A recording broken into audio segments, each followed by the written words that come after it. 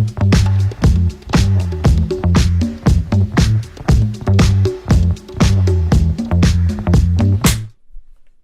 Puss in Boots discovers his passion for the adventure has taken its toll, he has burned through 8 of his 9 lives. He launches an epic journey to restore them by finding the mythical last wish. Welcome back into J&G's movie adventure. We are trying a new format today. First, we're going to see if we recommend a certain film, and today's film is what, Gianna? Puss in Boots, The Last Wish. The Last Wish. And then the second half of the episode is going to be us diving into spoilers and things that you can't necessarily say in a recommendation. So to start off, Gianna, do you want to tell the story of how we found or how we ended up going to Puss in Boots? Yeah, so Jackson and I were in the same area for a little bit over winter break, and we were with some friends, and they were talking about going to see Avatar. And me personally, I haven't seen the first one. I won't see the second one. They were asking us if we wanted to go see it. I really didn't want to sit in the theaters for like 3 hours and watch a video game. Anyways, different discussion. So Jackson and I are sitting there. We're like, well, do we go? I'm like, Jackson, you can go. I'm staying here on my couch. But then all over TikTok, everywhere, still to this day, Puss in Boots comes up. I actually didn't see anything on my For You page. Really? Oh, so maybe before we saw it, I didn't see anything. It was right after. It was for sure right after. I guess. But all over my For You page, I'm sitting there. I'm like, Jackson, let's go see Puss in Boots. So like an hour later, we get in the car. We're in the theater, and boom, amazing. Yeah. Yeah. pretty much it. 'cause there wasn't other films in the theater necessarily to see. Like we could have saw like Babylon, but that was getting bad reviews and such. And it's long. And who doesn't?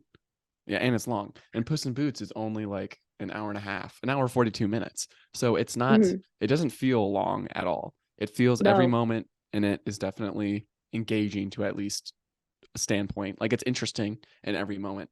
But I would say going into this movie without seeing the first Puss in Boots in like 2012, I was definitely like, all right, what am I about to see? And I would say the villain of the movie is very good. I guess there's multiple villains, if you want to say that. Just multiple protagonists trying to get this mythical last wish. But it's more of a story focused around Puss in Boots, kind of just being like this hero that he can't. Can he pursue that life of being a hero anymore? With his 9 lives running out or stuff like that. Yeah, it's definitely. I saw the first one, not in like a long time. It would give some more context. I think it definitely adds to it because there's like references and cameos even. But I didn't know that stuff. I was excited about that. But I think it's definitely worth watching both of them to see not only how Puss's journey continues, but also how they play off of each other. But I mean, I'd recommend this was a good movie. Yeah, I think if you look at all of like the Shrek verse stuff, this is just like another well added piece to it. And who doesn't like the Shrek verse? Like I don't think there's not a lot of bad films in that universe. Especially with like Shrek 5 coming out soon. Actually, that should be an interesting.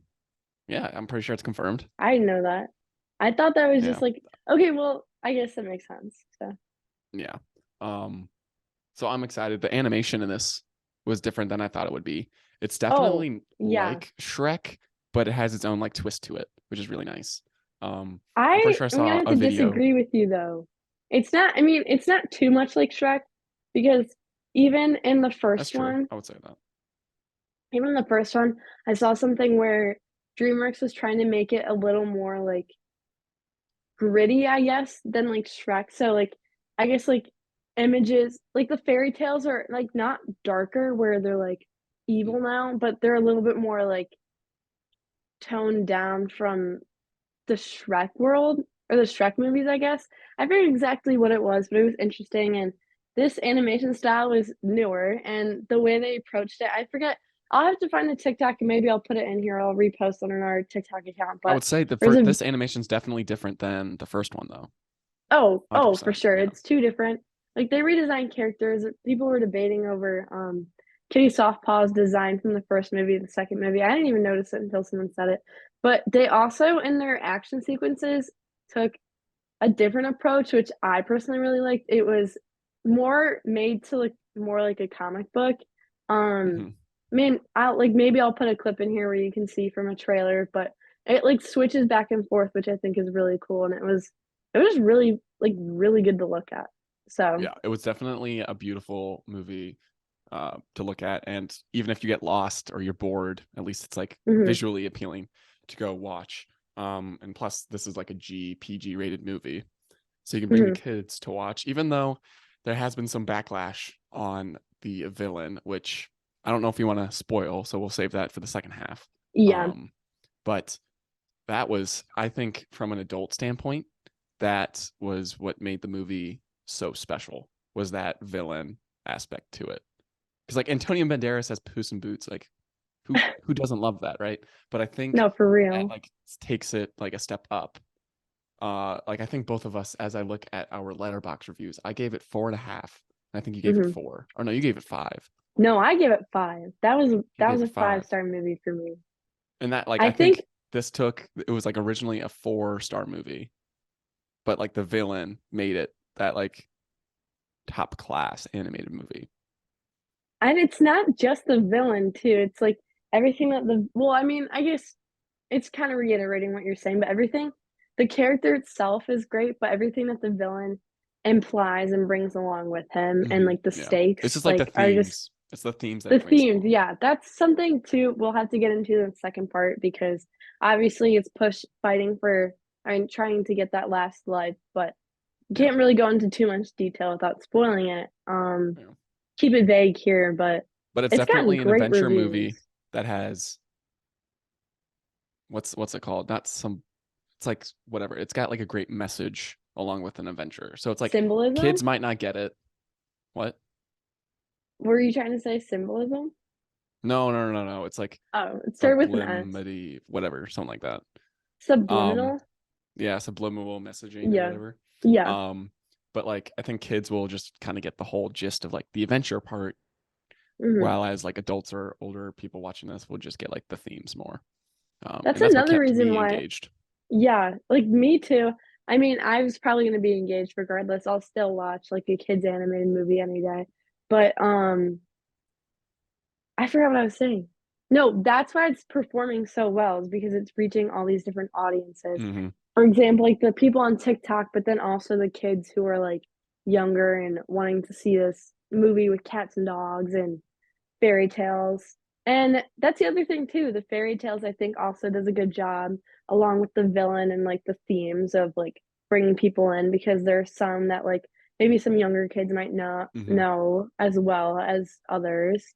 For example, like Goldilocks and Jack Horner. Like I know Hmm. more adults would know Jack Horner, but definitely kids do know Goldilocks. At least I think, Yeah. and I hope. But That's what that added something nice to the movie too. It gave like that nostalgia to it. Like, mhm, oh, I know Goldilocks. Like that was like a yeah, thing. Like Goldilocks and the Three like Bears. Like, oh, I know mhm. that. So it kind of was nice to have some background knowledge, I guess, if you want to say that, going into it. Not saying that you need to know these fairy tales Yeah, because to even watch the then, movie. they do a fantastic job of introducing them all. I Yeah. think regardless of who you are and what you do know, you will learn who these people Hmm. are and For sure. For their sure. relevance and puns, what they mean. So, Yeah. yeah. Okay.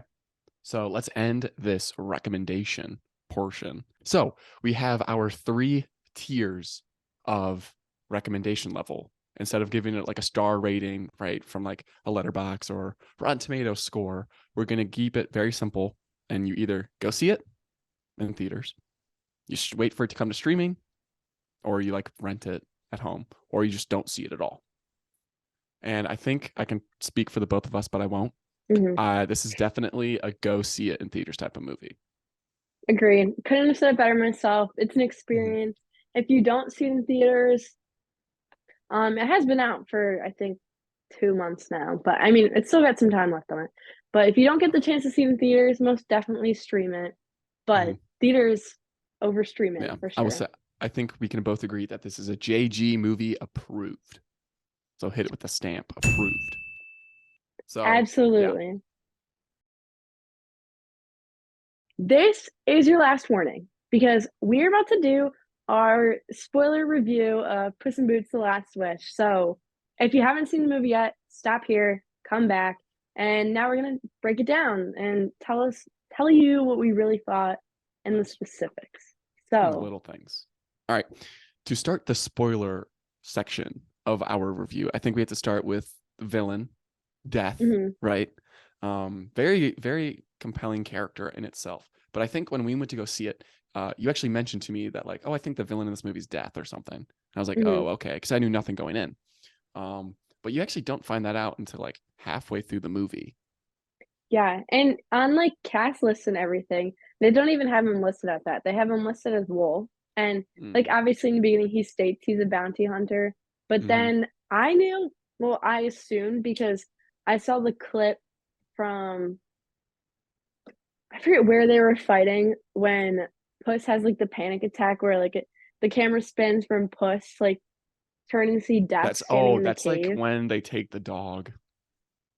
Yeah, and it's got it the cave is, like, in the shape of a skull almost. I don't Mm. I'm assuming that's intentional, but that's what I picked up from it. So that's why I was like, "Oh, okay." Like, he's gotta be Death. This movie's dealing with his last lives, but even then, like, putting pieces together it still wasn't too obvious, which I think that was a great reveal. Like, even, like, having Mm-hmm. that suspicion, like, it Mm-hmm. slowly started to make more sense as to why, like, he was like following Puss or whatever. I mean, Yeah. obviously he's a bounty hunter, but I thought it And was super apparently, smart. apparently you could see him in the opening, Yes, I the did cold see open that. during like the bell thing with the giant tree Yeah, monster or whatever. that's Apparently you could see him in crazy. the crowd, which is actually super cool. And I love little details But like that. then, yeah, it makes me think like how long has Death been following him?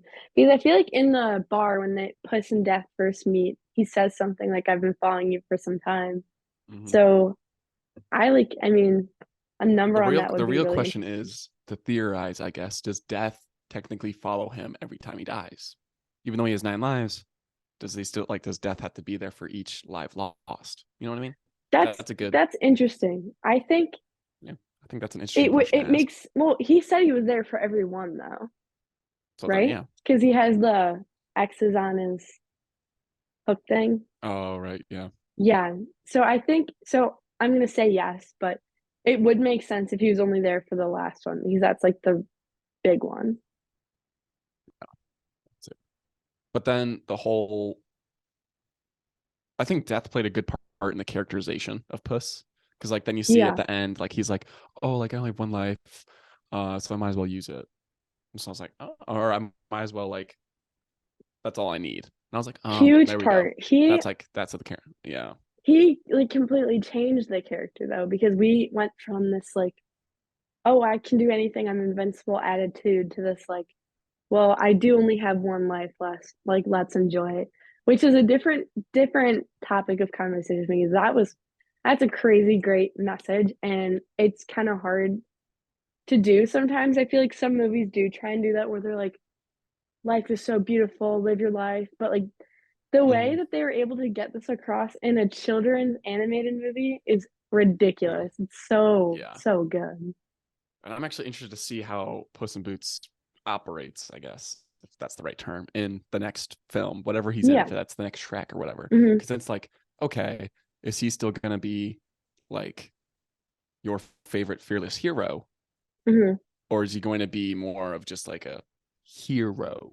Because I still think they'll like, because obviously he's still a hero, because at the end he like still like fought and whatever, he like Hmm. cowered. But like, is he going to be a little bit hesitant or not? We shall see. I don't think so.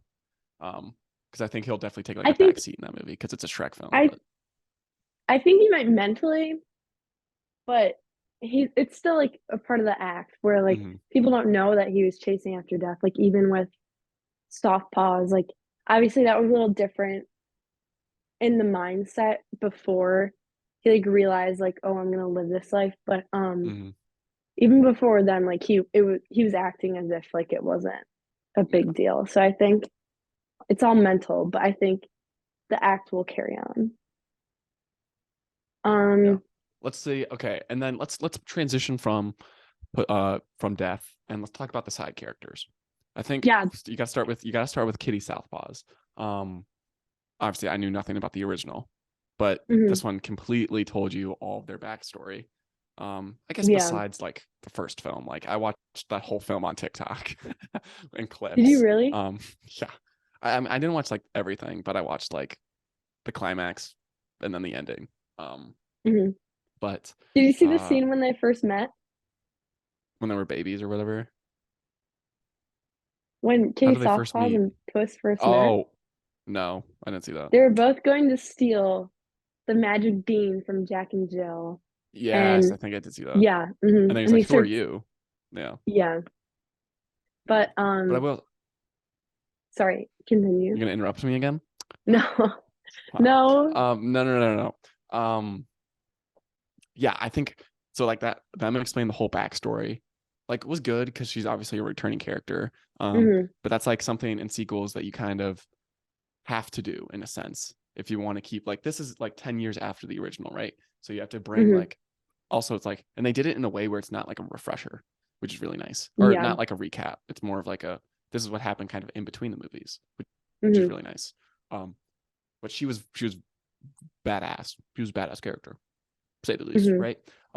So yeah, that's all I got on her. I thought she was great. I thought her character translated really well from the first movie to this one. I don't have anything else to add besides what you had. Mm-hmm. I think Oh, sorry. she was a good like secondary character for Yeah, sure. for sure. I think So her purpose there, well, she had a purpose there. So I think that definitely helped with Puss's development, but then also like with the story, like it was kind of seamless the way they brought her in because like that's the same way they're introduced in the first one where they're both on a mission and they run into each other. So mm-hmm. I'd agree. So next up, I think it's up to talk about Perito, Oh, of who was course. who I thought when I first saw him enter, I was like, oh geez, this is gonna be one of those characters who's annoying, but he wasn't. Hmm. He had his moments, I think, of I guess comedy, if you want to give it that, but he wasn't like Oh, a he had quite a distraction. few. I guess yeah. Well, But I mean, my big moments of comedy, I'm like some of the comedy I don't it doesn't do well with me just because like the mm, corny stuff.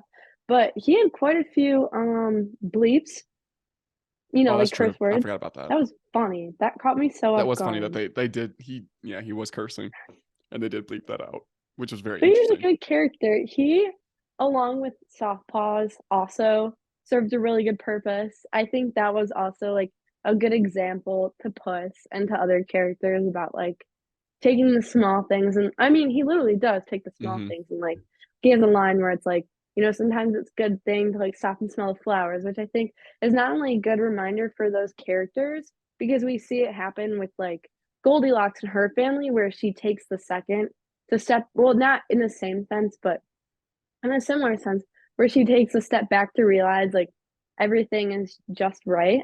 But Yeah. it's a good reminder for those characters, but also like the audience too. Like it serves a good purpose Yeah, as a that's true. reminder to like He's probably enjoy the the small things in character. life. Yeah, he's probably the character that influenced the change in Puss. I don't think like he like if you think Kitty Southpaws was like the reason he changed. Um No. no, it was Perito. Hmm. But it was she's like the benefit, I guess, of him changing, if Yeah, that's like the right definitely an terms. influence, but not the main reason. I think, Yeah, no. well, It was there's a couple Perito's different, philosophy, yeah, but definitely. exactly. Other side characters though, the other, I guess, antagonists in a sense, or the characters that Puss is also fighting for the star with. Um, I personally didn't like Jack Horner. I thought the character No. was good because he's just greedy. Like it's just a Mm-hmm. different type of like evil compared to the wolf. But I cannot stand John Mulaney's voice. That thing It pushes definitely me over stood out. the It definitely edge. stands out. You definitely like, oh, because I didn't know he was in this, and then I think I like looked at you and I was like, is that you, John Mulaney? Yeah, And you're like, yeah, and I was like, oh, okay. but Um, Other than that, I Goldilocks, think Goldilocks was good with Florence Florence Pugh. Did Pugh, not realize that. Slade. I think I realized that though, like halfway through. I was like, wait, is that It Florence took Pugh? Because you a that's not second. familiar. You did the same thing where But you're yeah, like, was that Florence Pugh? The Bear family was all good. They were Side characters entertaining. weren't, what's it called? Negative point of the movie. If anything, they were positive. I think Yeah, they needed Jack Horner just for like that chase sense. I think Even though like he his death was definitely. there, but like that's more Puss related. It's more of Mhm. like a conflict for the whole group as a sense. Yeah, he definitely added to in the sense where it's like different points of interest where Mm-hmm. like Puss wants his life, but Goldie and the bears all want their own things where Goldie like wants a family, but he just wants it to have it. Like Like have it's just power. like He's like yeah, it's power like hungry. stealing candy from a It's like baby. a Like you typical don't need typical it. villain motive. Um, Yeah. but yeah. So to wrap up this episode, like we said, go see it in theaters and all that. Hmm. To leave you off on this little note, I think that little ending with them sailing towards far, far away has us excited Oh, for for more sure. DreamWorks Shrek-verse stuff. So we will Okay, definitely keep let you me just guys go on the updated record on and say that. this right now. Let me Oh, just go on the record and say this oh, right now. This movie oh. put the nail in the Disney coffin for me. I Team DreamWorks. I'll say it and I'll say it proud. This movie, like I just said, did something for me. I've been more of like a I was Disney kid, you know, like I had all the dresses and everything. Different story. Mm-hmm, But I did always like DreamWorks, and I think this mm-hmm. movie at my adult age has really solidified this decision Interesting. for me. That should be But maybe that's one that's a future episode. you know what? I think that's a great What's the best idea. animated studio? So, Maybe that's a tangent. Maybe they should subscribe for future episodes like that. I think that would be a and good idea. find out Listen and who is subscribe the wherever best you get your studio. podcasts because JG is on podcasts everywhere you But can get it, what? except for Apple Podcasts right now. We're figuring that out. So, anyways, We'll get it. we'll see y'all in the next one. We'll get it figured out. New episodes every week. So make sure to subscribe to All Jacked Up down below. Follow us on socials. Links in the description. Anyways, we'll see y'all in the next one. Peace.